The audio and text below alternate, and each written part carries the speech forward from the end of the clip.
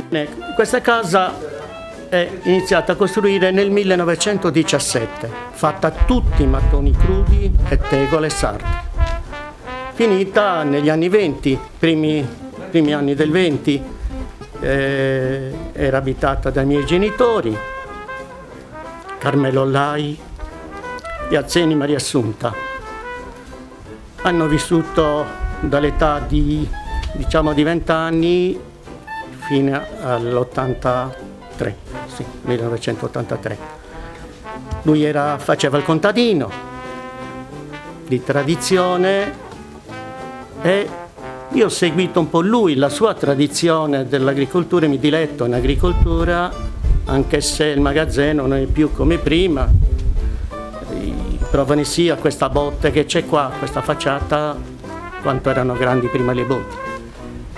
E io ho preso questa passione di conservare i suoi attrezzi e arricchirla ancora di vecchi attrezzi, di vari mestieri, cioè dalla parte del vino, il carro del 1930, i vari aratri che partiamo dal primi Novecento arrivando agli anni 80. E c'è anche due cose molto curiose, che c'è un attrezzo che si chiama simbucadura, perché per i cavalli, per gli animali serviva anche il dentista, perché questo attrezzo veniva messo in bocca, parliamo del cavallo, veniva messo in bocca questo attrezzo per poterle limare i denti, perché anche agli animali nasceva un dente più alto dell'altro e serviva il dentista, che viene chiamato questo attrezzo il ferro o simbucadura. E noi conserviamo molto bene tutti i vecchi attrezzi da barbiere, di cui io stesso sono barbiere.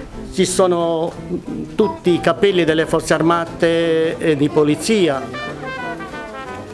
la borsa di cartone antichissima con i vecchi quaderni, i vecchi catechismi del 1938 e devo dire anche le coppe, perché sono ballerino e anche cantante, delle coppe vinte in gare.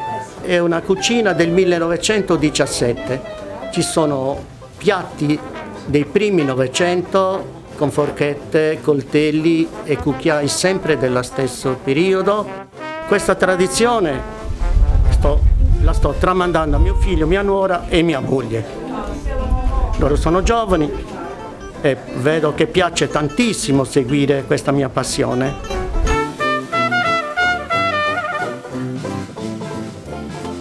Sono Paolo Lai e innanzitutto ci tengo a ringraziare gli amici dell'Associazione Capoterra 2000 per l'opportunità che ci hanno dato di farci conoscere all'interno del territorio della Sardegna.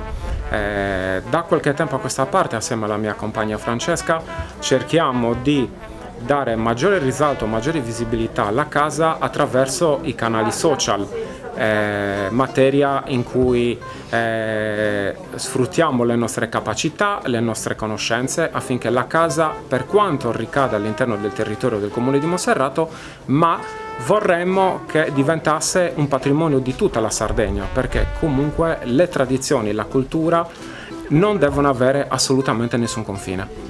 Abbiamo aperto per la prima volta al pubblico nel 2017. Attualmente la casa può essere visitata per manifestazioni sia di carattere comunale, di carattere regionale come monumenti aperti. Abbiamo avuto l'onore di aprire la casa anche per delle manifestazioni a carattere religioso. Attualmente la casa può essere visitata su appuntamento. Vi aspettiamo numerosi e grazie ancora, vi aspettiamo alla casa Campidanese e la Iazzeni.